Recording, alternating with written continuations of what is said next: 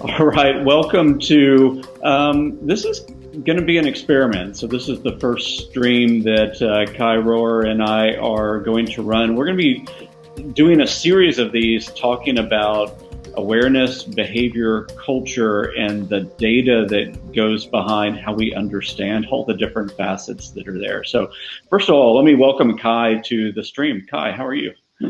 I'm doing great today, Perry. How are you? Awesome, awesome. So thanks for being a guinea pig on this and kind of going in blind. We're going to do this for just a really short time. Anytime that we do it, like 10 to 15 minutes. And what I want to do is really pick your brain and have a conversation. Specifically when we have new interesting research coming out, but then also just about the fundamentals of a few things related to security culture or the trappings of culture.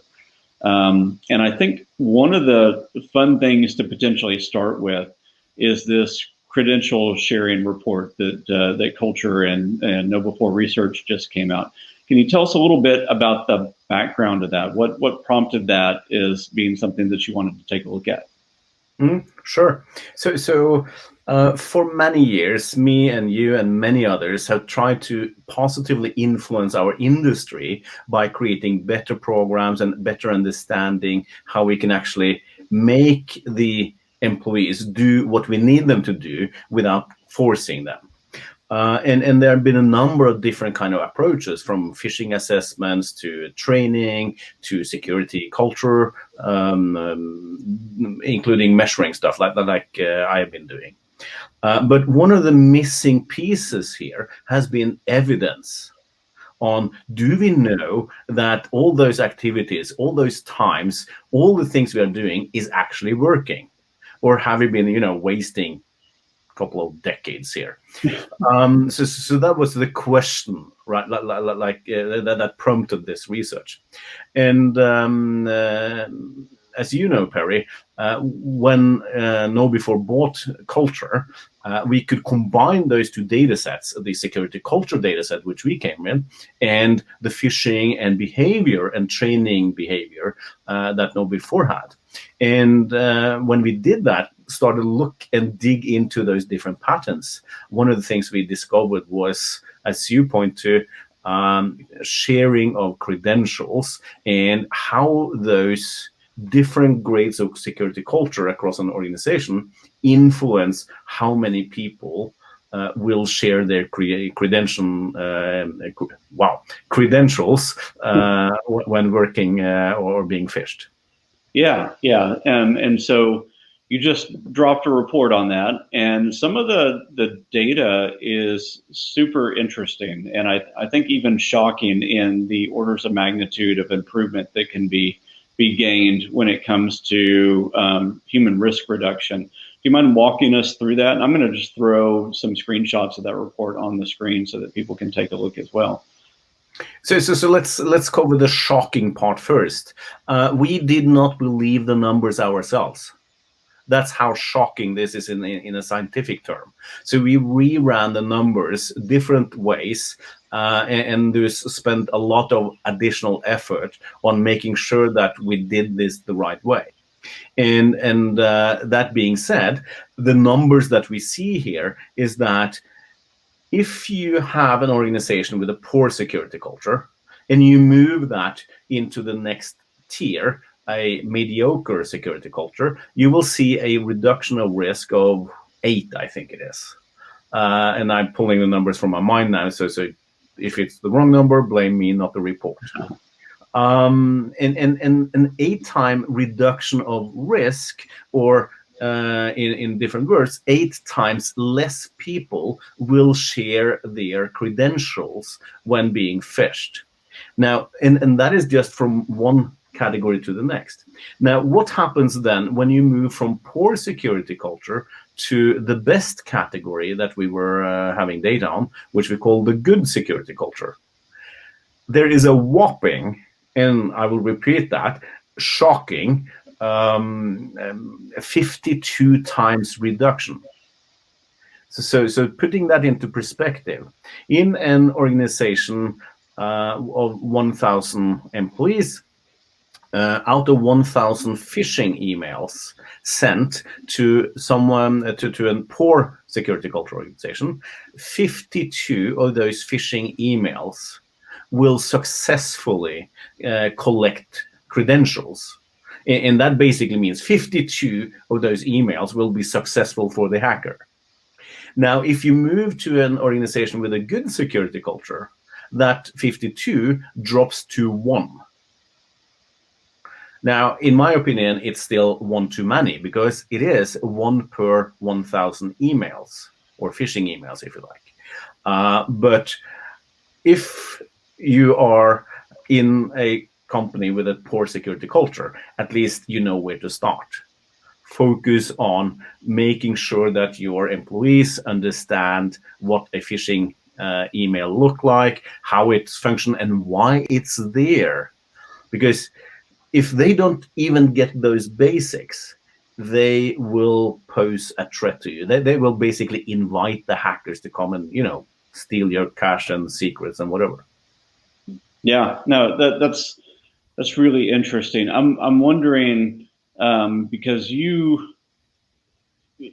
really well known in this culture space for having 7 dimensions of culture. So you break that out into some very nuanced things that are measurable, and where you can start to see where your gaps are. Has this data been bumped up against any of those specific dimensions, or is there more of a general look that's happening here? So in this particular report, we have done a general look, so look at a high level. Okay. But we have, of course, done other work in that regard, and one of the things that we find very fascinating, more than 200,000 employees, which we surveyed using the Security Culture Survey. Out of those, for example, almost 60% believe that they will be able to tell if their computer has been hacked, or if their email box or systems have been hacked.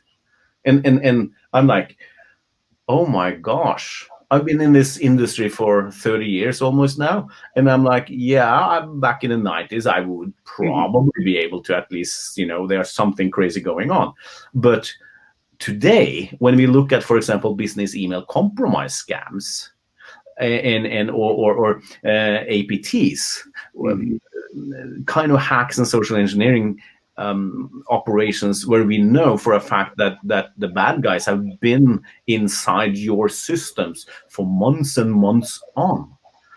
And then the reason that they are able to do that successfully, as you know, Perry, is because we fail to actually know that they are in there. Yeah. And still, so many employees believe that they will be able to tell. So an overconfidence, I think just kind of this bias towards believing that we know way more than we do, which is I think the failing of modern society, really, is we believe that we're experts in these subjects that we're not, or we have way more competence and capability in these subjects that we do, and it really becomes the downfall for a lot of organizations, gives them a false sense of security. And so you're seeing that at the individual level, not just at the aggregate corporate level.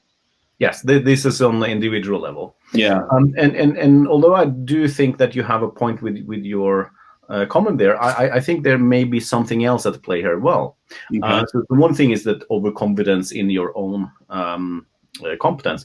The second part could be that blind spot. I don't know what I don't know, right? Yeah. And both of those, in my opinion, leads to we need to train people better. We need to give them the right kind of information in a way that they can absorb and understand. Yeah. Inside Man, for example, perfect example of how to communicate this quite technical topic, but in a way that resonates even with my mother, right? So I think we need to do that, and we actually asked these 200,000 people, what about information? Do you get enough of it? And me, I would think that probably they would think that they get more than enough. Right. but 20% of them said that, nah, we don't feel like we get enough information about information security and what it means for us and the organization, how we can do that. 20%. 20% of people within the 200,000 feel like they're hungry for more information, or like they need more information in order to be competent. So it's not just that you have this. The phrase I was looking for earlier was the Dunning-Kruger effect. So that cognitive bias where people believe they're experts in things that they're not, yet the experts really know that they need to know more in order to be confident. So it's not just this individual and corporate Dunning-Kruger effect, but there is a group of people, 20%, that are saying that they need more information and more help in order to achieve the level of competence or sophistication that they believe is necessary. You know, as I think about just these interesting bits of information that you've been able to pull together from the data set, and I consider the billions upon billions of records that we have as a company now, and all the great security culture report data that's come in. I'm wondering what questions you want to ask of the data. Can you give us kind of a couple ideas of the types of things that you're wanting to explore over the next several months? So the timeline is the issue here. We will not be able to commit to a short timeline because we never know how long it actually takes. But yes, some of the things we want to discuss or explore here is, for example, SAPA, the Security Awareness Proficiency Assessment. Basically, this assessment asks the employees specific knowledge-based questions, and we want to see how people rate their knowledge, their understanding on one side, and on the other side we want to take a look at how that knowledge is seen manifested throughout behaviors, so phishing assessments, for example, and how it changes over time depending on what kind of training content they get. Nice. Well, so this was the first of many times where we're going to plunge in and do it's not necessarily a deep dive, but kind of a scrape against some of the data that we have to throw out some of the high points. And I think that this was a really good first toe in the water for that, to give people an idea of not only the data that we have, but the angles that we want to be able to provide value to the rest of the world with that data. And so, Kai, thanks so much for joining us. Thank you for the work that you do and the people that you have doing that work for us. Thank you for helping me get it out there, Perry. You know me, you need pulling the information out is very valuable. So thank you for that. Yeah, absolutely. Thanks so much.